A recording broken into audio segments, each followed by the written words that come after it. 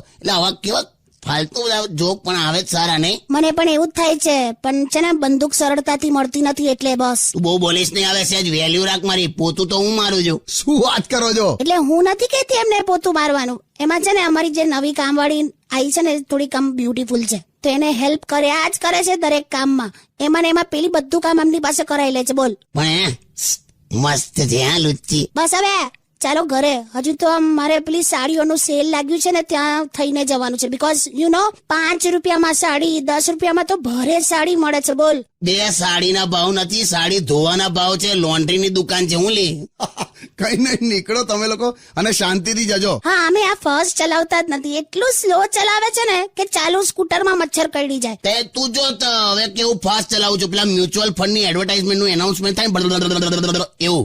જય શ્રી કૃષ્ણ. મચ્છર બહુ વધી ગયા છે, ખબર છે તમને? પણ મચ્છર મારવાનું રેકેટ લઈ આવ ને. આમ શું ટાઈમ પાસ થાય ને. આમ મસ્ત એનાથી આમ ઇલેક્ટ્રિક શોક લાગે, આમ તડ અને આમ અવાજો આવે ને પછી મચ્છરનો આમ અગ્નિ સંસ્કાર થઈ જાય. પણ એટલે મચ્છરને આવી કરુણ મોત આપવાની? પેલા ત્યાં જૈન તઈ રેકેટ લીધા જ કરે છે લોકોલા. આખું પરિવાર એક એક રેકેટ લઈને બેઠું હોય. મહેમાન આવે ને, મહેમાન તો એને એકાદ પકડાઈ દે. એટલે વાતો કરતા જાય, મચ્છર મારતા જાય. દરેક પરિવારમાં એક એક સાનિયા મિર્ઝા બેઠી જ. પણ તને એક વાત કહું, રેકેટ આયા પછી છે ને મારી સાથે મગજ મારી જ નથી કરતા.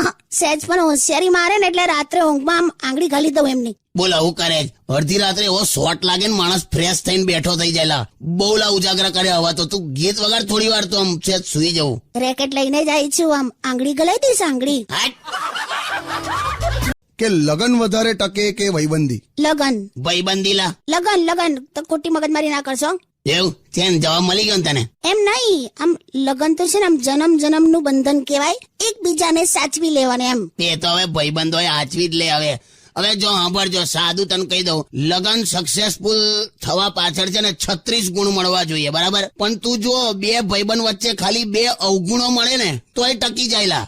બંને જણ સિગરેટ પીતા હોય કે બંને જણ દારૂ પીતા હોય તો એની મને આખી જિંદગી ભાઈબંધી રહેલા. સાચી વાત છે કાકા. હમણાં તો 2 ભાઈબંધ સિગરેટ પીતા એવું બોલતા હતા કે આ મેગી ખરેખર નુકસાન કરે જ નહીં. એટલે આવું ટાઈપ નું હોય છે ભાઈબંધી. તું સમજો ને ભાઈબંધ, બસ આપડા અવગુણો મેળવી લે. તો તું તારી રીતે ગીત વગાડ દે ને.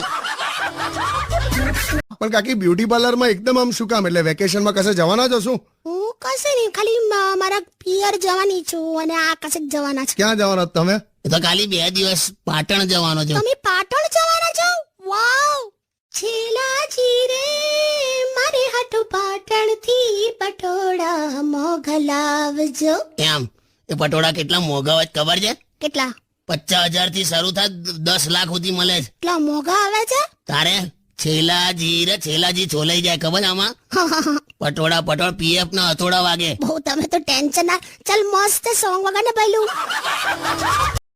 दोस्ती के बिना रह लेंगे, रिश्तेदारी के बिना रह लेंगे, मोबाइल के बिना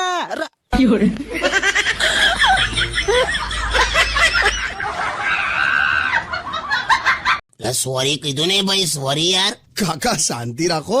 એસી માં બેસો છો તોય આવું કરો છો? અલા એ જ તો કહું છું, મારો વારો જ નહીં આવતો યાર. જો બાજુ તું શાંત રે. મને કહી દે આ શું કરે ખબર છે? આ એસી ચાલુ કરીને રૂમમાં બેઠી હોય અને પેલું પેપરમાં ની પેલી આડી ચાવી ને ઊભી ચાવી એવું લઈને બેન ભર્યા જ કરે. અને પછી હું અંદર જઉં જો ભૂલમાં તો શું કે ખબર? પેલા 4 અક્ષરનો આ શબ્દ આપો, 3 અક્ષરનો ઉભો શબ્દ આપો.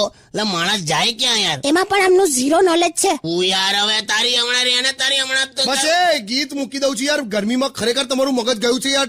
ઠંડુ પાણી પીઓ લો.